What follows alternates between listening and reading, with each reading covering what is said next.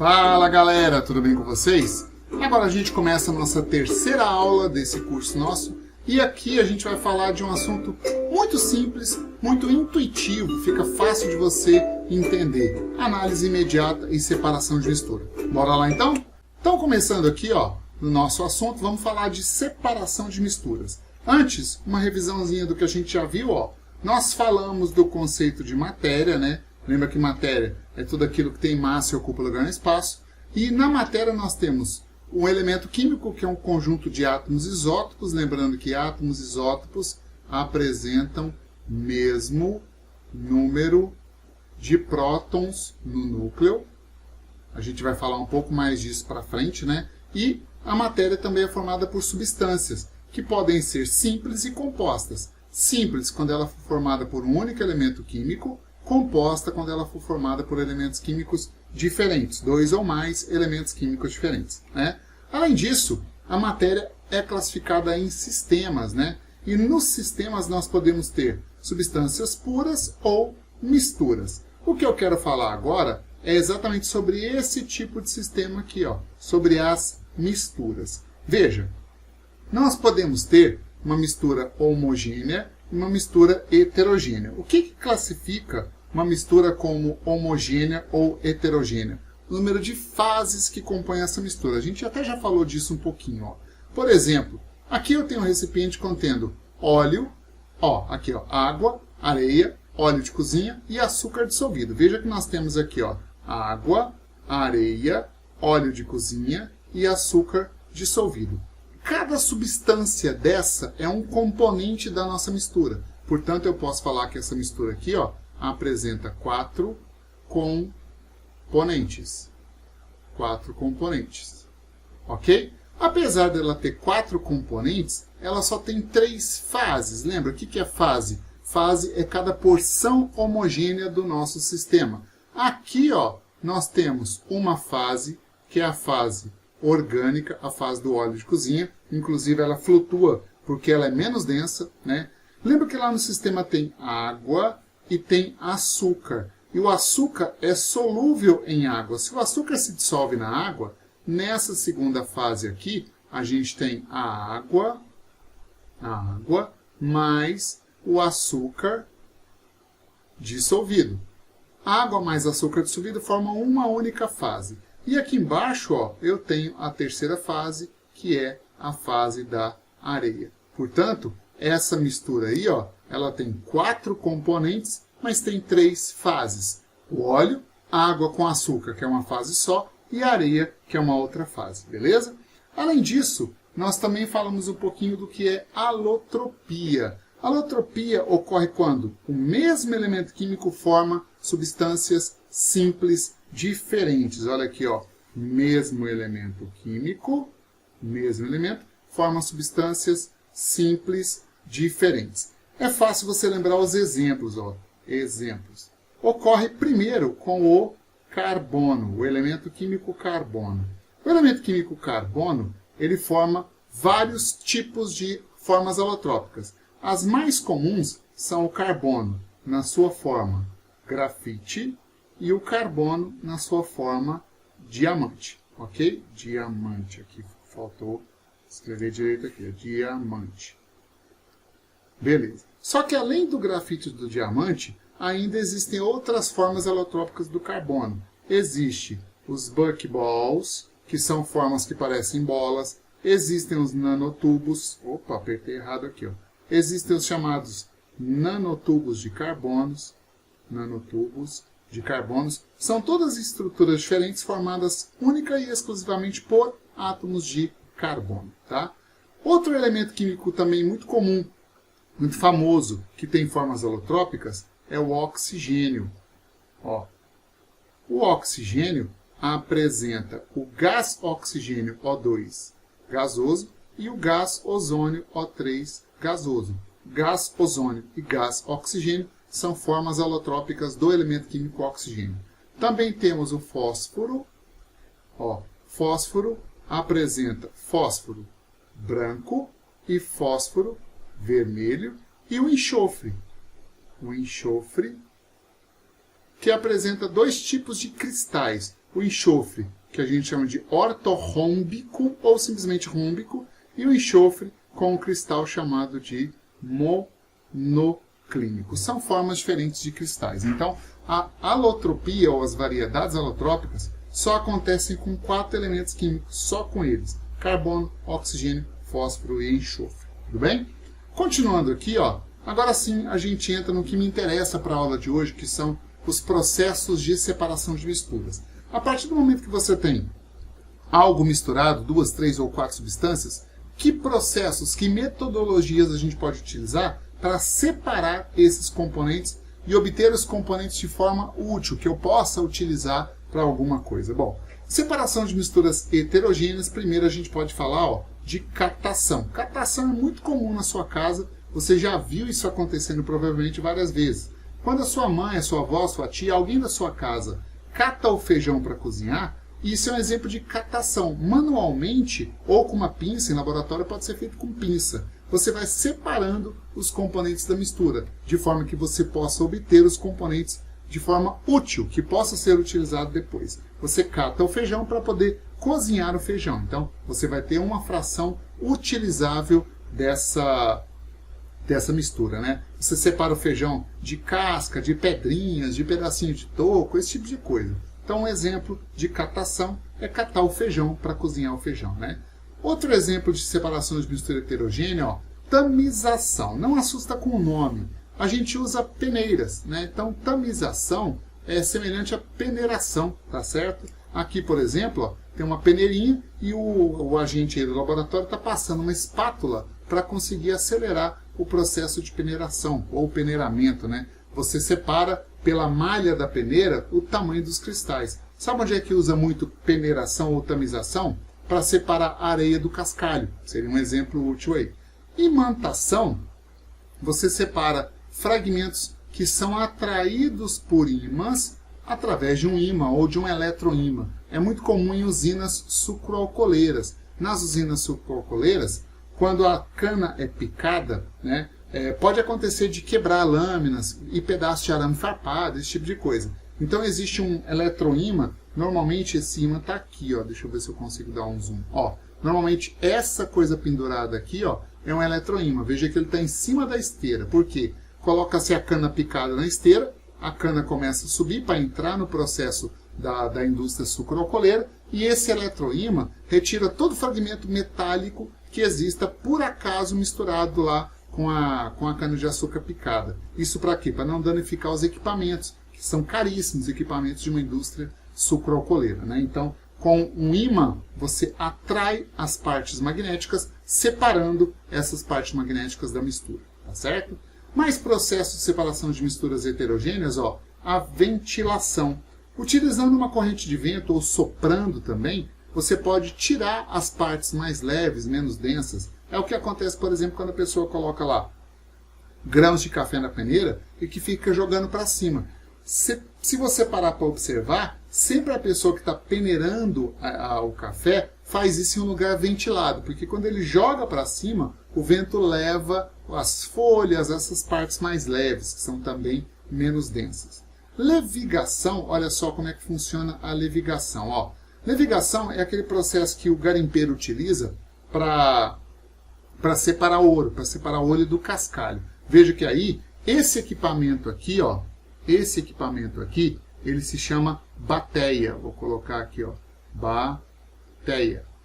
Tá? E na bateia, quando o garimpeiro entra lá no cascalho, o que ele faz? Ele joga normalmente mercúrio, né? E exatamente o mercúrio é que causa problemas ambientais, porque quando ele evapora o mercúrio, ele vai para o ciclo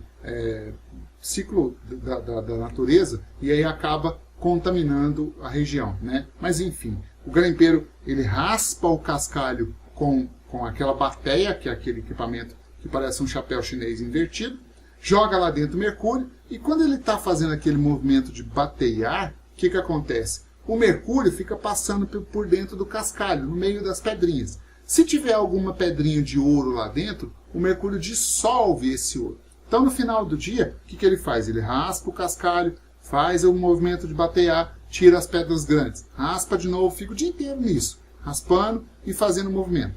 No final do dia, ele tira todo esse cascalho, pega aquele mercúrio, coloca num negocinho de porcelana e joga fogo em cima. O que vai acontecer? O mercúrio evapora, por isso que ele vai para a atmosfera e cai na cadeia alimentar, contaminando o ambiente.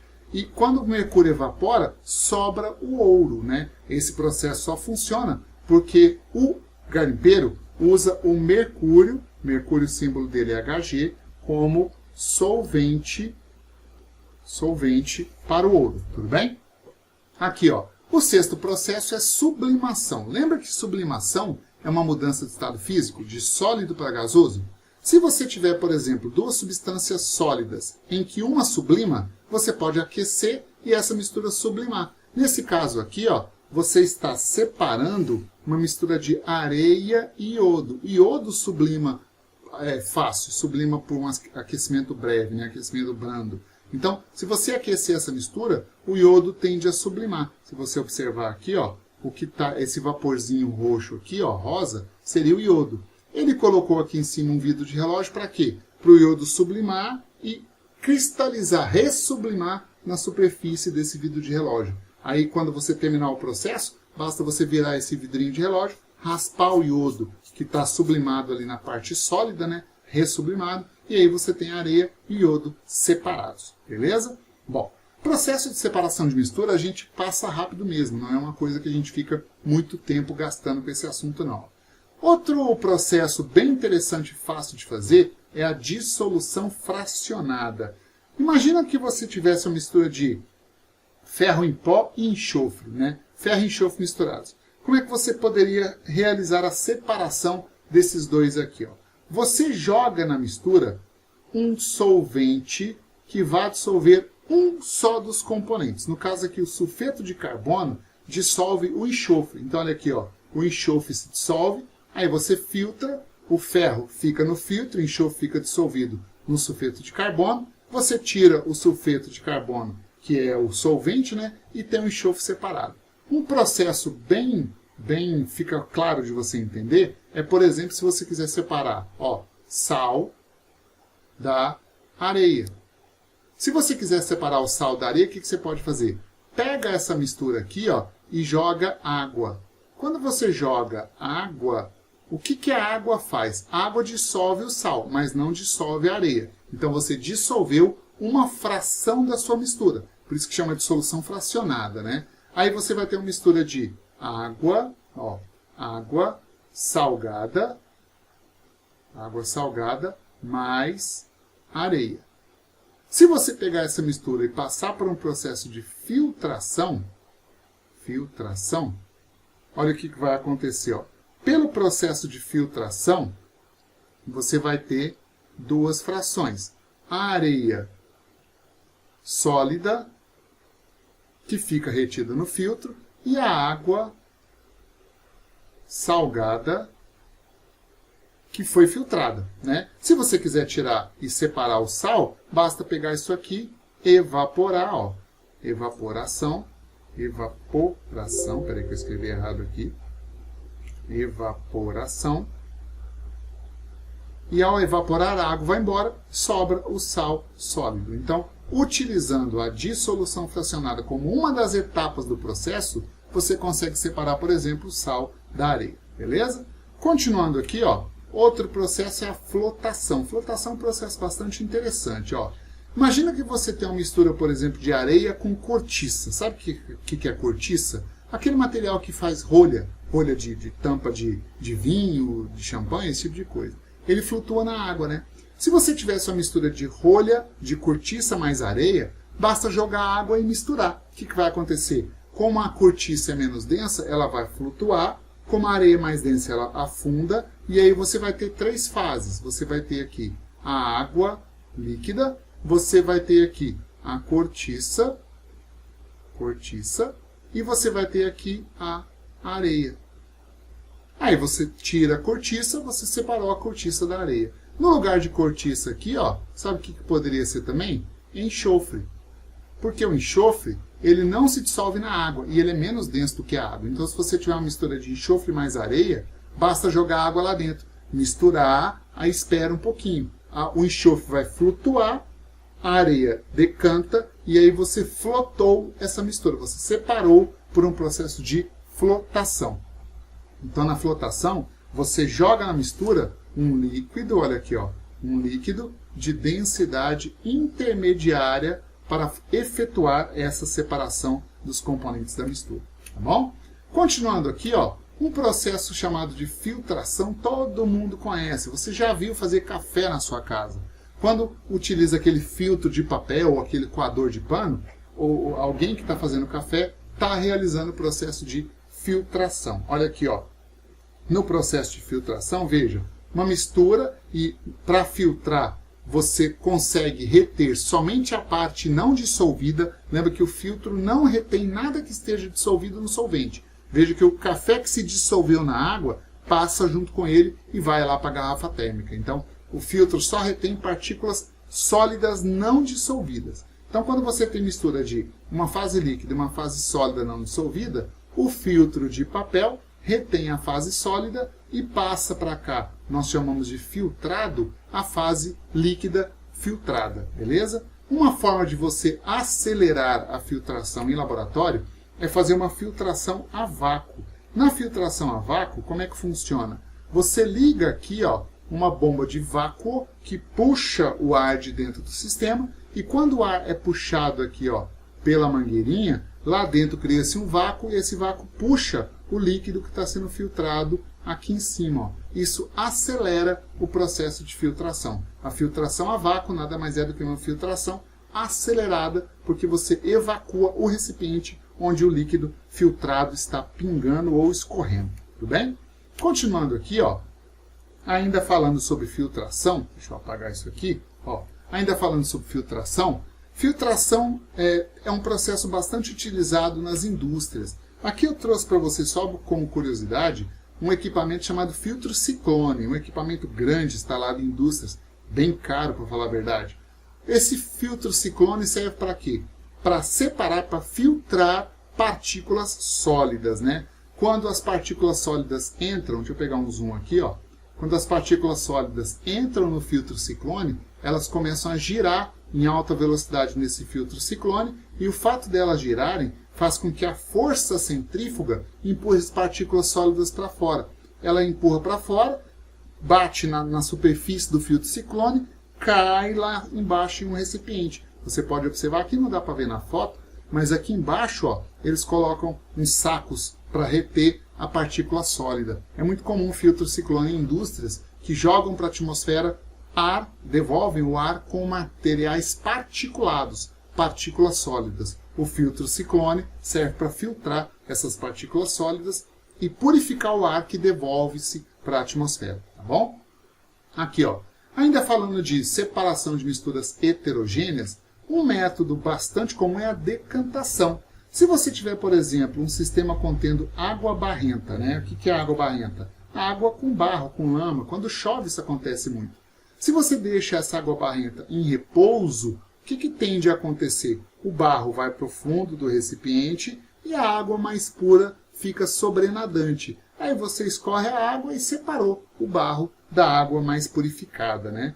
Então, decantar é simplesmente deixar a mistura em repouso, para que as fases se separem pelo sistema de quem é menos denso flutua, quem é mais denso afunda.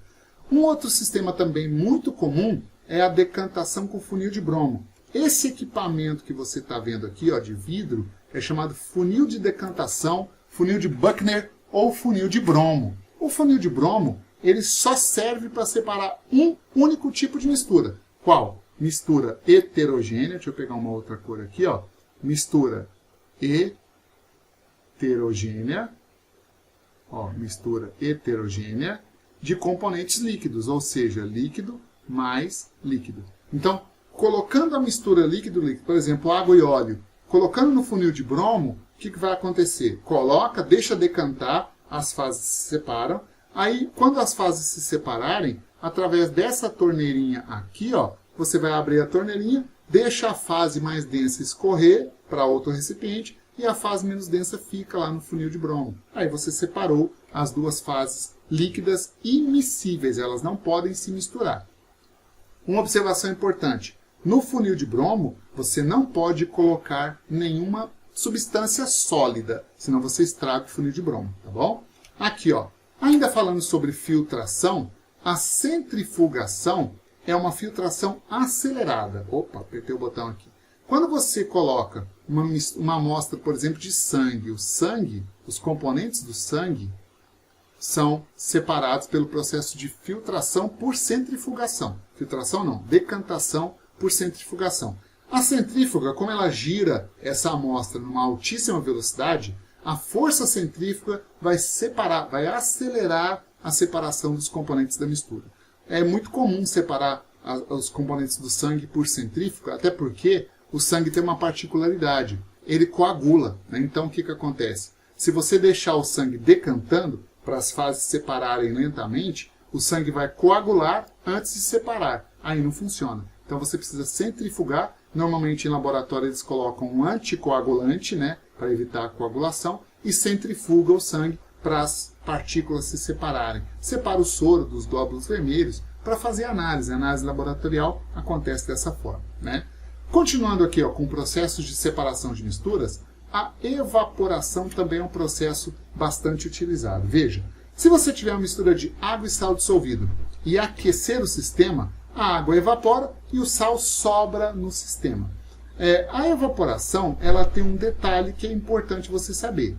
Como a água evaporou, ó, como a água no estado de vapor vai embora para a atmosfera, se você quiser a fase líquida, se você quiser a água, evaporação não serve para você, né? Porque você não vai utilizar essa água já que ela foi embora para a atmosfera.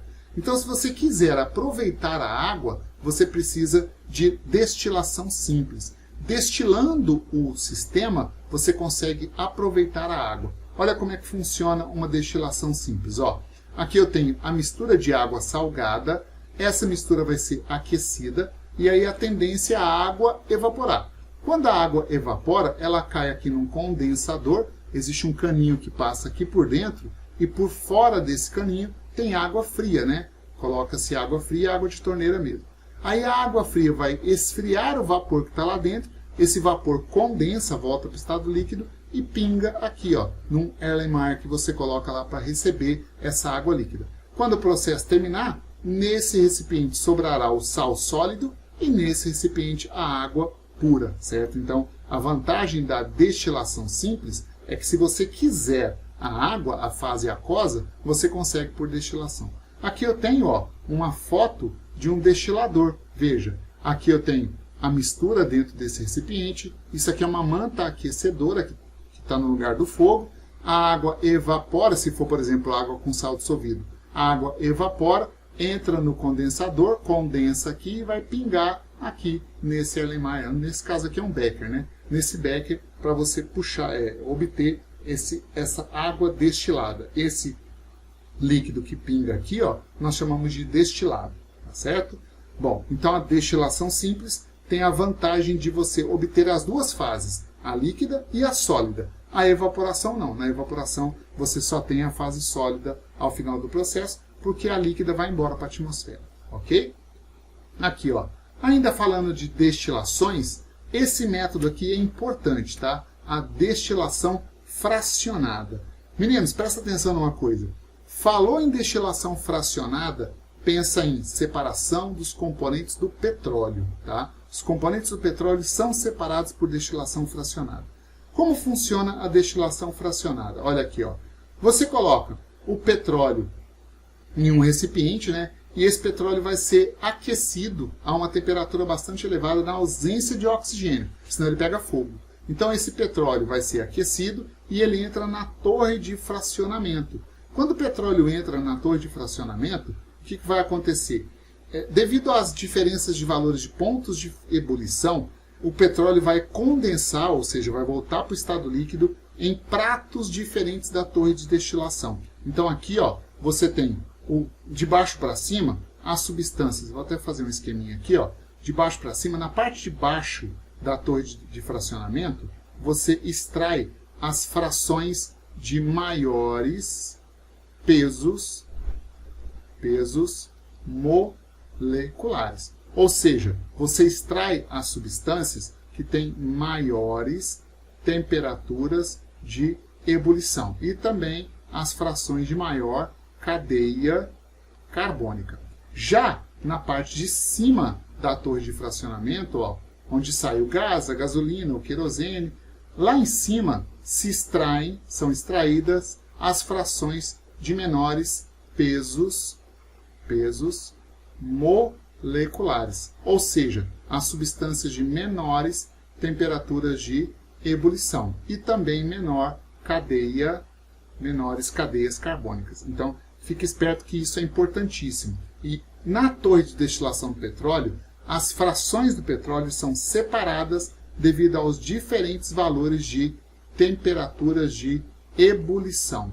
Lá em cima, substâncias com menores temperaturas de ebulição, lá embaixo, substâncias com maiores temperaturas de ebulição, beleza? Então, falou em separação dos componentes do petróleo, lembra de destilação fracionada. Em laboratório, a gente faz isso em baixa escala, né, com colunas de fracionamento. Essas colunas são colunas de vidro pequenininhas, depende do tamanho, né, mas são pequenas para separar componentes de misturas homogêneas de componentes líquidos através de uma destilação que a gente faz em laboratório. Mas isso é para pequena escala. Grande escala mesmo seria a destilação fracionada, que é sempre feita em laboratório. Beleza? Bom, eu vou fazer o seguinte, eu vou parar por aqui, porque senão a aula fica muito longa. Eu vou parar por aqui, já vou gravar agora a aula sequencial de separação de misturas, e nessa aula sequencial eu coloco alguns exercícios resolvidos, exercícios dessa lista que você tem aqui disponível para a gente fazer exercícios, aprender e seguir para frente no nosso curso. Falou? Abraço, meninos. Vejo você na próxima aula. Tchau, tchau.